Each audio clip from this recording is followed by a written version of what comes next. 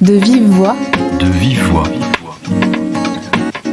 Histoire de solidarité. Solidarité. En Ille-et-Vilaine. Les ateliers aidants.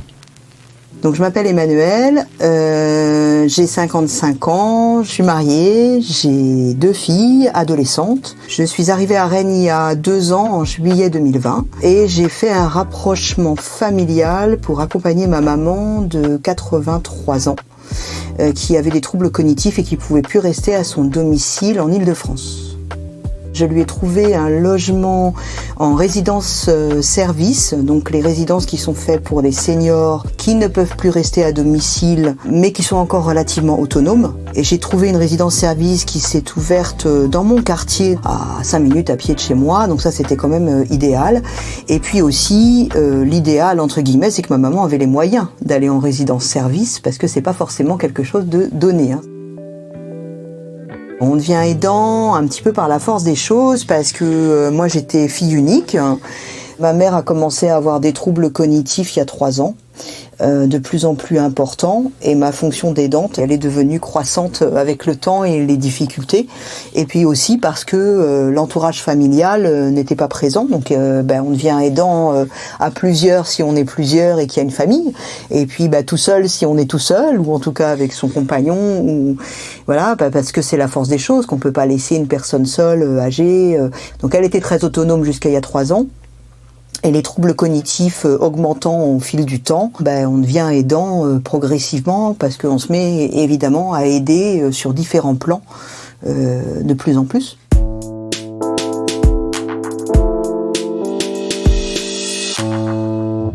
La difficulté que moi j'ai eue, c'est qu'effectivement ma mère était très isolée. J'ai un petit peu accentué mon rôle d'aidante parce que ma mère avait rencontré quelqu'un, ce qui était plutôt bien parce qu'elle était veuve, mais c'était pas une bonne personne. C'est-à-dire que ça faisait partie des personnes un peu toxiques. C'est-à-dire que c'était quelqu'un qui profitait un peu de la situation, du fait que ma mère avait des troubles plus conséquents. Et mon rôle d'aidant, il a été d'abord, dans un premier temps, de la protéger au niveau justice, puis sous protection des majeurs, curatelle simple dans un premier temps, curatelle renforcée par la suite parce que les troubles cognitifs ont augmenté.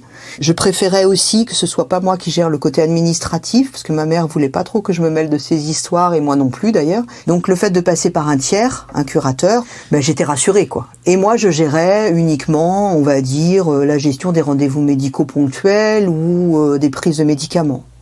Donc au début, une aide médicale accompagnatrice, elle est légère, hein. Sauf qu'après, je me suis rendu compte elle était plus capable de gérer un pilulier, qu'elle était plus capable de gérer ses médicaments, donc il fallait qu'il y ait un infirmier qui passe tous les jours. Et puis après, on se rend compte qu'elle est plus capable de prendre des rendez-vous médicaux sans s'en mêler les pinceaux, donc il faut aussi prendre les rendez-vous médicaux. Donc l'accompagnement, il va crescendo en fonction des difficultés de la personne et de l'évolution de la maladie en fait. Donc après, le rapprochement familial sur Rennes, il était carrément obligatoire parce que la laisser seule, c'était pas du tout envisageable en fait.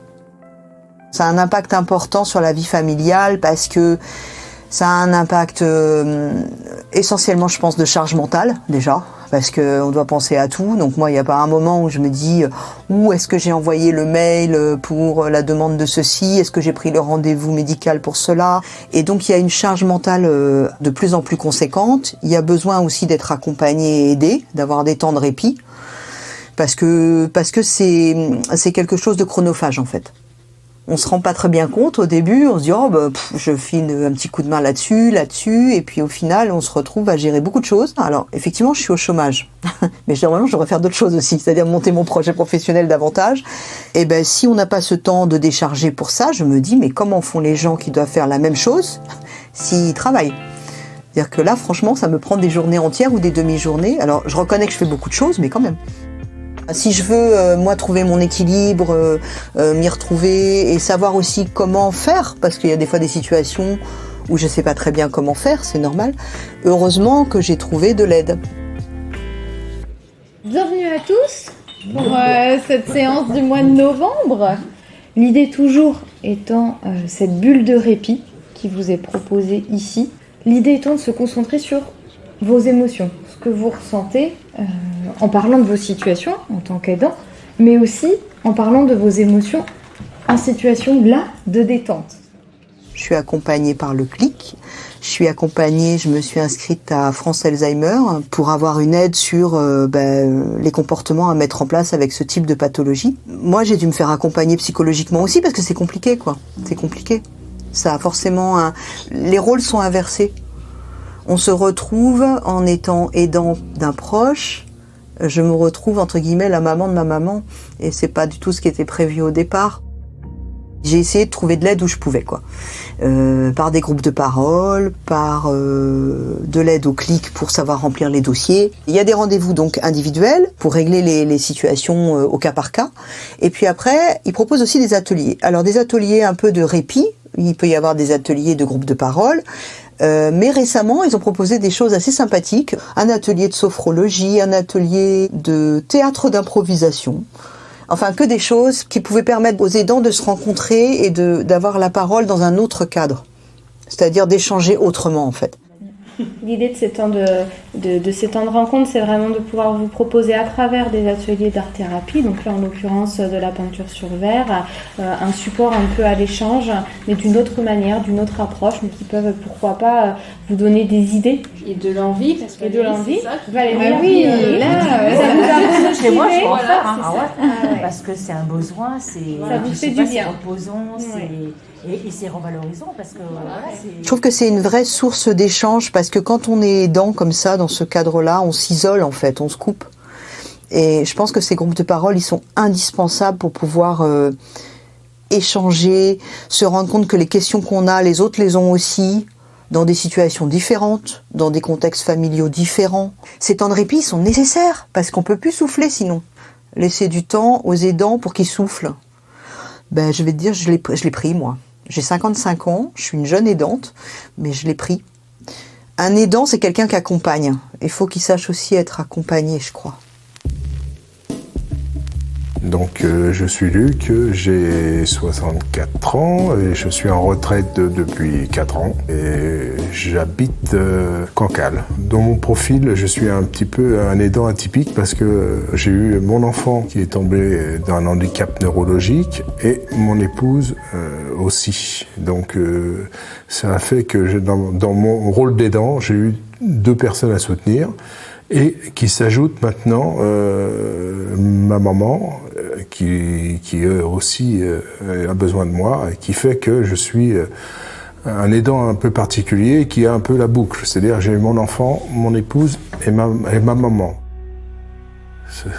C'est pas simple, voilà, pour moi. J'ai mon épouse qui était déjà fragile, nerveusement. Et je gérais tout, déjà le quotidien, hein, parce que j'étais le seul à avoir un salaire à la maison. J'étais déjà le pilier. Mon fils, jusqu'à une vingtaine d'années, ça l'a fait plus ou moins. Et sa maladie vraiment déclenchée à l'âge de 25 ans. Et là, ça a été un cataclysme parce que ça a atteint ma femme bien plus que moi, parce que nerveusement, elle était plus fragile. Donc ça a fait plonger aussi mon épouse un peu plus qu'elle l'était. Et ça a été toute la mise en place de tout ce qui a été médical et puis tout ce qui a été administratif, parce que c'est le parcours des combattants. Quand même, hein, pour nous. Hein. Il n'y a pas de temps mort. Les imprévus, les choses un petit peu qui sortent de l'ordinaire, on va se projeter un petit peu pour un voyage, ça devient angoissant et c'est très compliqué. C'est très compliqué. Donc, les sentiments, on les a, mais si vous voulez, ça peut user quand même, ce qui est normal et c'est pour ça qu'il faut faire très attention.